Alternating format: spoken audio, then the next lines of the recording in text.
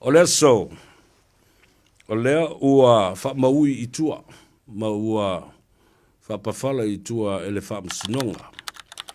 Ia le mata upu na awatu waini mōrianga ale tofā ia Asiata le Meamaile. Pio whalemalu mauliko, whaasanga I leo ulugali'i ato le forma inu o le polokalame fo lea ua ta ua nei o le maota o Samoa, mai Sydney, Australia. Lela ua lotea I le aso le nei, ona ua manatu ua le saufia atu le e ona ia le tangi whaasanga ia to le forma inu o. E le whapea la o le whapawhala ma whaamaui I tua o morianga ia a leo leo ma le sunga ia Asiata. O na whapea aila ia lea e sao ma whaamaoni. Ne mea lea tau tala ma ile ngari ilea? No. Yo. It's just that a case didn't happen. The case didn't go to court. For whatever reason wale suma ye Asiata. Ole mata upu tonu wale na male mafua anga wa lai. Ona whapawhala I tua mōrianga whaasanga le ulugali'i lea. Ai le tu auai. Le mai mua pea ma le mata pea o le atunuu. I le ngangana e whao ngā ina e le ulugali'i lea. Walaki la I. Walaki awa wale aise whaamsinonga e whaia. A le fo I uo mai. E whapea mai. O le mele loa ia pepelo lea, pepelo lea, pepelo lea. O le taunu watu o Asiata mana evidence. Wa lai o na laki. Mau mawhai ai o na taliaina le whaamsino. And it's only obvious and makes sense. If the person that filed the motion is not present at the time when this matter was called and mentioned in court, then you have no choice. The judge has to decide on the merit of the defense lawyer standing for the defendants. At this case, o le sunga ia Malaysia, Matthew le Masio le na ia fina wina ia mata upu nei. Ona o le alu watu o Asiata.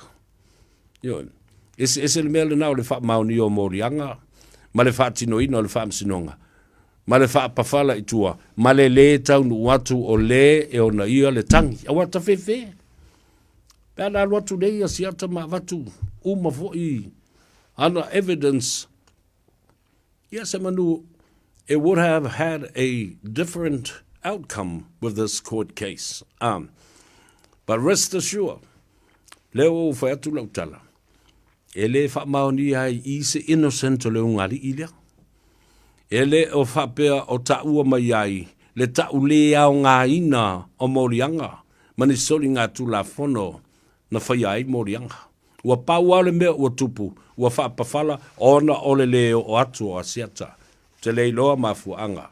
Ai a whai o le filifilinga le na whai Asiata. Ia pui ailo na saulotonga, manisi mafuanga I tu atu. O ia mea te tala no atu ai. Then so be it. Then so be it. O ani le sona ta ua tātou te aoa wina mai le case lea. O ani le sona ta ua tātou te aoa wina mai I le case lea. O lo utali tanunga. O se tasi o le sona ta ua aoa wina mai le sona nei. O le tātou tanga I ma le toe sila. I le matai tusi e lua. Ma le tamai upu ua matua whaingo fie tele. Ona sipela ma whaleo ai le ma whai o na tātou tausia. A upuna. O amate tusina o le vi a o le va. Le va tapuia. Le va tangata. Le va pa ia. Le va ma le kalesia. Le va ma le tuafafine. Le va ma inga. Le va ma le nuu. So se mea sa bo e fai. E le tai o na pa u ma misi e le upu le nā.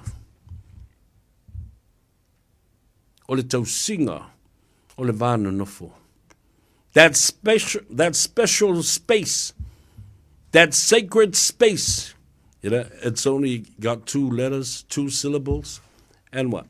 Spells simply and pronounces in a very simple way. But what? How can we treat this word, the most shortest word in the vocab of the Samoan language? Tita mai upu lava. Ai le mwhaino tausi. Sa autou whaafonga iai. I upu e la lafo fo i e lea ulugali'i I la tau i e le la por kalame. Ma tau tia fo I upu sa la lafo. Whapena fo I tua inga whaasanga. I le infidelity o le sunga I Asiata. Ma isi fo I mea a fiene me o DNA po a ea. Tātou te malama lama le iai. Ia. Ai ui o lea. Ua whapawhala e le whamsidonga ma ave I tua tangia leo whapea fo I Asiata. Ai le whapea ai. Ua le whamaonia ni mōlianga ua whaina ua paua. Ua leo o mai Asiata. E tu e whaila na mōli mau. E tu sai ma le tangi na ia whaulu I le matanga alwenga o leo. O lea le si ia o onga tā ua tātou te maua mai I le whamsidonga le nei. E le ngata o le tausinga o le vā. Le vā no nofo, le vā tapuia. Ai ua whapena o le whamanatu mai ai ia I tātou. Le tā ua o le tofi, le mea lofa le atua I a Samoa. O lana ngangana. Ioi. O lana ngangana ma lana tautala. O upu e la lafo. O upu e pae, o upu e te wai le vānu nofo. Oi tangata ia. Wa tele na tātou whaalongo longo iai wa vea ma whaateita inga silio na leanga. I le whao ngā ina o le ngangana. E le ngata I lunga o le upenga te whailangi. Social media platforms. Ai ua o lava I te tonu. O le mao te whono. Ma le tali o li onga lea. O le pale mene o Samoa. O I tangata I utala noa tu e. Whai pule I e. Whai pule I e tonu I. Ua fiu whai whi au ma le au whinga luenga le atua. E tau fiofi mai. O tou nei o teitai. O lo se ei I tofi tonu o le mautawhonu ma le pale mene I te whang. A nā ua matua sila ma whaafonga atu Samoa I le tele o teimi o whono. Upu e la lafo, pala lau vale, upu sā ma upu masoa. O ai la tau te tio iai ai. Pea au o ina ua sa I le atunu. O outou lava.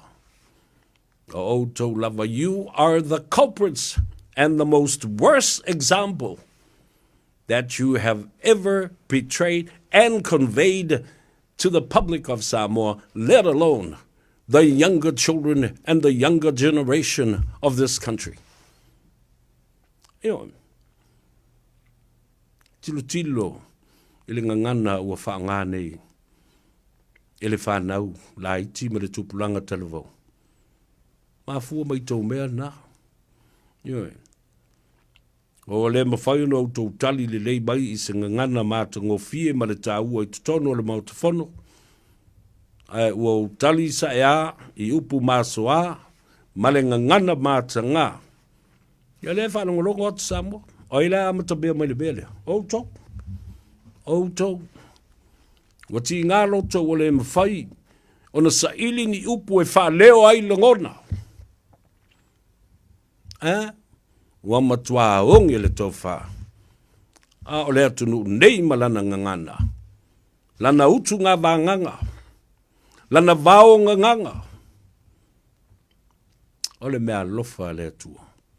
Ngangana e oa e pai ai Samoa. Pai ai le atunu. E whawhile mu ai le atunu. O upu lava.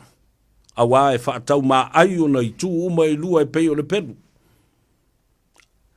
A umona e masoe nei I se a upenga. ona pele o na manua. Ai a o ina e masoe i se a upenga o upu. E alu aso e sau aso e te whaalongo lava i ai. I le maai o nā upu na la lafo e pei o le pelu. E tui lau pātua e ati mai lau fatafata. Auai e pala le maa ai le pala le tala. So there you go, ladies and gentlemen, and including you, members of parliament and leaders of this country, Samoa. Take a look, stop, and look back at what examples that are you making for this country, and especially for the younger generation of Samoa and the young children. Nena ta ua i le whao ngā o ngana umai lua tātou te whasoa ai. Dango le whafonga tātou whanau. Alongolongo fo i mātua. E le tau wha amana malima te maititi. I se ngangana Samoa o le ua whaalongo mai ia le i a tau o savea. O tau pangu atu. I le ngangana paparangi. Ina ia wha manino ai. Ia le mato le vai ma au whala. Ioi. Au te matua ia uofo. Pe a whai e le aise tā ua. O le nei wha msinonga na whaia nei.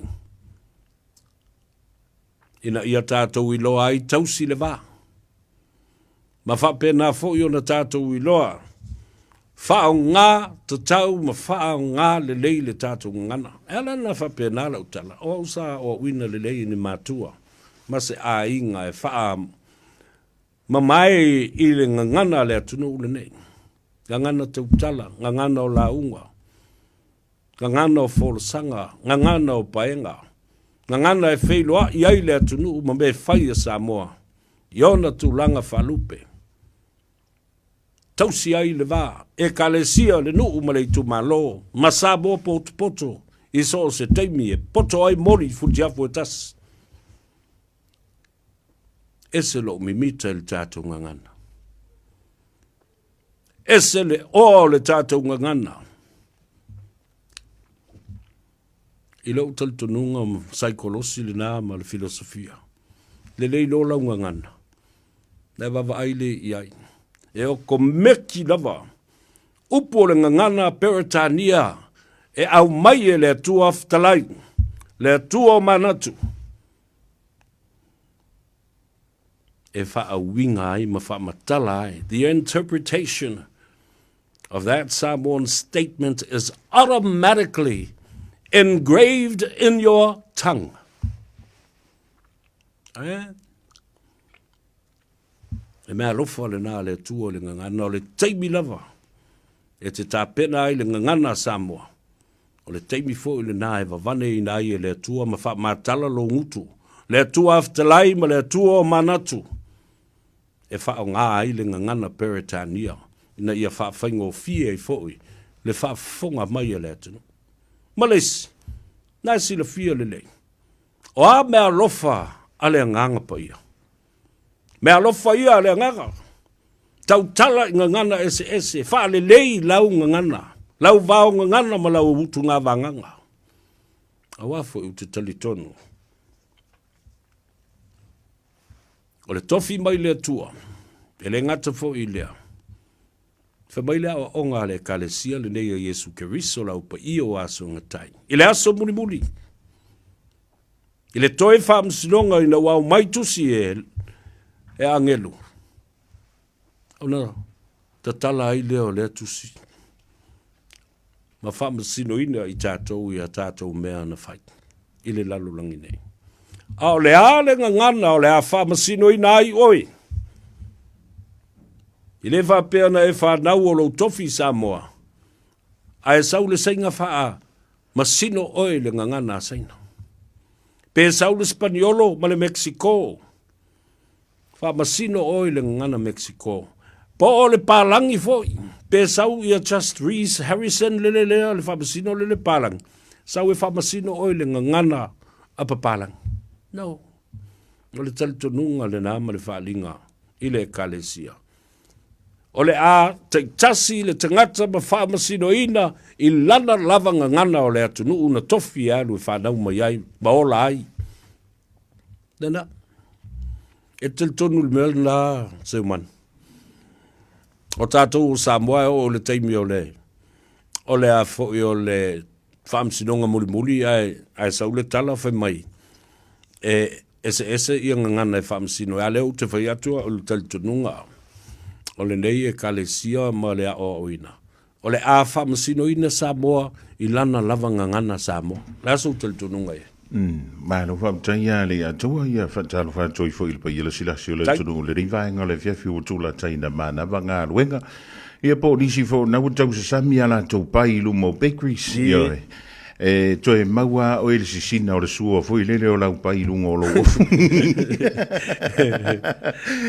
ia mo le fisili ia tonu e taula lango atu fo ile le se banatu wa ia ia tātou foi lele ia wai ia sa oi lau sa no ngari ia to a fai ai o le tātou nganga le Samoa ia atonu le a fa masino ina tātou ngan ia wai ele se meka o se fa mtala upo tu yo o tafa foi lele tau fa mtala tu a me o le ngangu mai fa msingo ia ia man tu avoila it makes sense mai ole na foi fa msinonga e final ele ingia pili po ingi me fa e sale a pili ka ko fa msingonga nga mai le ai foi ingia mori mau e ke la kumo e ko se ke la kumo mori mau ala fa mai fa msingo o la skolu foi le nga e ku e ko fa sa ya e mala tu ala oi e ngana mai maa mama ele ma para ma vao ye te tutu e luma I a e o ai ile a fo ile pule la ale te tu e faila o molima ne le to mana o mia la nisi molima ta tonu le tu la lima ya la ta tu wo le malolonga ma ta tu telefon fo mai fa wa le nga ngai fo fa le ya to se vea ma se manu ile dei ya solua